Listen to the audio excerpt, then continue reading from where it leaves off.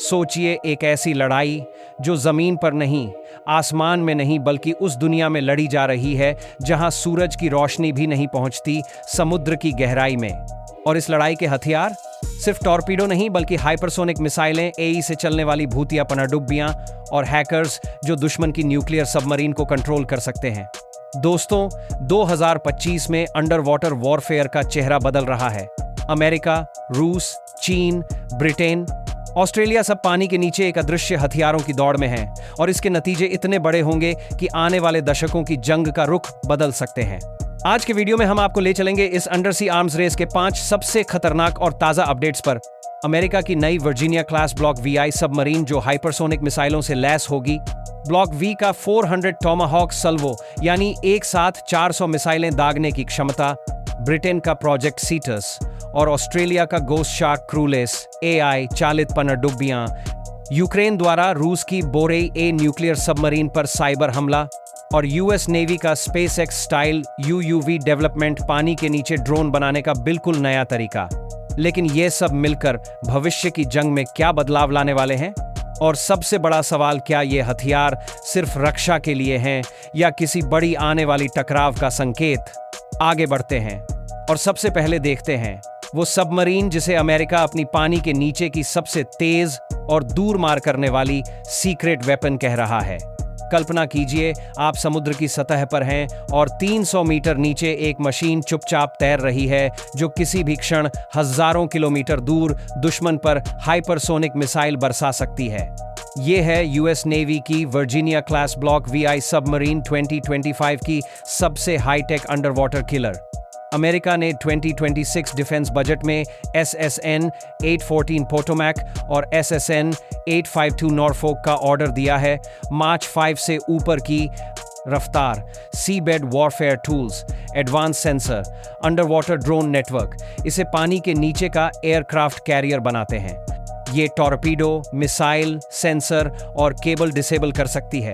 लेकिन block we क्यों अब भी सबसे डरावनी मानी जाती है?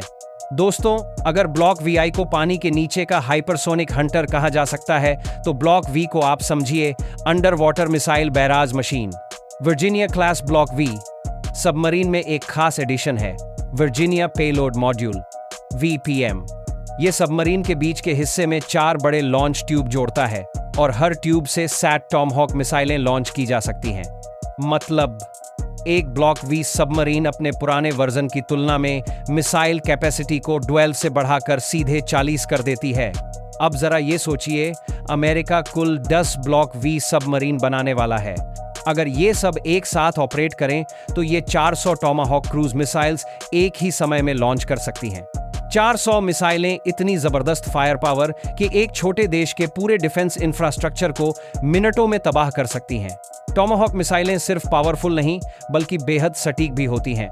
1600 किलोमीटर से ज्यादा रेंज, कम ऊंचाई पर उड़ान और GPS इंस गाइडेंस, मतलब दुश्मन के लिए इन्हें ट्रैक करना बेहद मुश्किल। और ब्लॉक वी का डिजाइन ऐसा है कि ये लंबे समय तक चुपचाप दुश्मन के तट के पास तैनात रह सकती है और जब समय आए तो बिना चेतावनी के विनाश बरपा सकती है। लेकिन दोस्तों, युद्ध का मैदान सिर्फ फायर पावर से नहीं जीता जाता। आने वाला समय मानवरहित AI चालित अंडर वाटर वाहनों का है जो बिना किसी क्रू के महीनों तक गहराई में मिशन पूरा कर सकते हैं। और यही हमें ले जाता है 2025 के तीसरे बड़े अपडेट पर, ब्रिटेन और ऑस्ट्रेलिया के सीक्रेट प्रोजेक्ट्स, प्रोजेक्ट सीटस और गोस्ट शार्क। अब जरा कल्पना कीजिए, एक पनडुब्बी जो बिना किसी इंसान के कंट्रोल में महीनों तक समुद्र की गहराई में घूम सकती है। ना उसे खाना चाहिए, ना ऑक्सीजन, ना आराम, और अगर उसे दुश्मन देख भी ले तो उसमें कोई क्रू नहीं जिसे बचाना पड़े। यह है भविष्य का अंडर वाटर गोस्ट फोर्स। 2025 में ब्रिटेन ने लॉन्च किया है प्रोजेक्ट सीटस, अपनी पहली क्रूलेस, पूरी तरह से ऑटोनॉमस सबमरीन। ये पनडुब्बी लंबी दूरी तक जा सकती है, हफ्तों तक मिशन पर रह सकती है और चुपके से डेटा इकट्ठा कर सकती है, चाहे वो दुश्मन की सबमरीन की लोकेशन हो, सी बेड पर लगे सेंसर हो या अंडर सी केबल्स की स्थिति। लेकिन ब्रिटेन अकेला नहीं है। ब्रिटेन अकेला नहीं है। ब्रिटेन अकेला नहीं है। ऑस्ट्रेलिया और अमेरिका मिलकर बना रहे हैं गोस्ट शार्क, एक large autonomous under water vehicle AUV, जो लगभग अदृश्य रहेगा। इसका डिजाइन ऐसा है कि ये पानी में भूत की तरह चलेगा, न ज्यादा शोर, न ज्यादा सिग्नेचर, और पूरी तरह से ए ड्रिवन मिशन प्रोफाइल। दोस्तों, सोचिए ऐसी मशीनें जो स्पाई मिशन, माइन लेइंग या यहां तक कि हथियार डिलीवरी कर सकती हैं, वो भी बिना किसी रिस्क के कि क्रू कैप्चर हो जाए। ये न सिर्फ नेवी की ऑपरेशनल कैपेबिलिटी बढ़ाती हैं, बल्कि साइकोलॉजिकल वॉरफेयर में भी बड़ा रोल निभाती हैं। लेकिन युद्ध के इस नए दौर में सिर्फ स्टेल्थ और टेक्नोलॉजी ही नहीं, बल्कि साइबर पावर भी एक नया हथियार बन चुका है। और इस साल दुनिया ने देखा कैसे एक छोटे से देश ने एक सुपर पावर की न्यूक्लियर सबमरीन को हैक कर लिया। आगे आप जानेंगे रूस की बोरी ए सबमरीन और यूक्रेन के साइबर वॉरियर्स की वो कहानी जो साबित करती है कि अब पानी के नीचे की जंग सिर्फ टॉर्पीडो से नहीं, बल्कि कीबोर्ड से भी लड़ी जाती है। अब सोचिए, एक न्यूक्लियर पावर्ड सबमरीन जिसे रूस अपनी समुद्र की सबसे घातक ताकत कहता है, बोरेई ए क्लास। इसमें है बैलिस्टिक मिसाइलें जो एक ही वॉर में पूरे शहर को मिटा सकती हैं। ये पनडुब्बी महीनों तक आर्कटिक की बर्फ के नीचे छिपी रह सकती है और दुनिया को पता भी नहीं चलता कि ये कहाँ है। लेकिन 2025 में इस सबमरीन का राज खोल दिया तोपों या टॉर्पीडो ने नहीं, बल्कि कीबोर्ड ने। रिपोर्ट्स के मुताबिक यूक्रेन के साइबर ऑपरेटिव्स ने रूस की नवीनतम बोरेई ए सबमरीन क्नियाज पोज़ार्स्की के सिस्टम्स में सेंध लगा दी। उन्होंने न सिर्फ इंटरनल डेटा चुरा लिया, बल्कि कुछ ऑपरेशनल पैटर्न और लोकेशन संबंधी जानकारी भी एक्सपोज कर दी। ये हमला किसी मूवी के सीन जैसा था, बिना गोली चले, बिना सबमरीन को सतह पर लाए। दुश्मन की इनविजिबल ताकत को लगभग बेपर्दा कर दिया गया। और ये हमें एक बहुत खतरनाक सच्चाई दिखाता है। भले ही आपकी पनडुब्बी कितनी भी स्टेल्थ हो, कितनी भी हथियारों से लैस हो, अगर उसका डिजिटल सिस्टम हैक हो जाए तो वो बस एक महंगा तैरता हुआ धातु का टुकड़ा बनकर रह जाती है।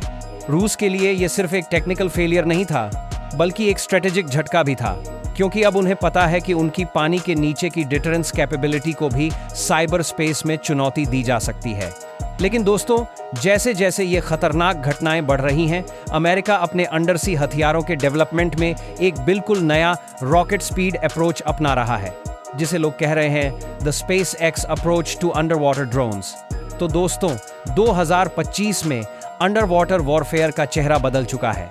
ब्लॉक वीआई की हाइपरसोनिक स्ट्राइक, ब्लॉक वी का 400 Tomahawk salvo, AI driven Ghost Shark व प्रोजेक्ट सीटस, बोराई ए पर साइबर अटैक और यूएस नेवी का स्पेस एक्स स्टाइल डेवलपमेंट। ये सिर्फ हथियार नहीं, बल्कि उस भविष्य की झलक है जहां जंग चुपचाप होगी और खत्म होने तक शायद पता भी न चले। क्या ये हमें सुरक्षित बनाएंगे या अदृश्य युद्ध का खतरा बढ़ाएंगे? कमेंट्स में बताइए सबसे खतरनाक हथियार कौन सा है और क्यों।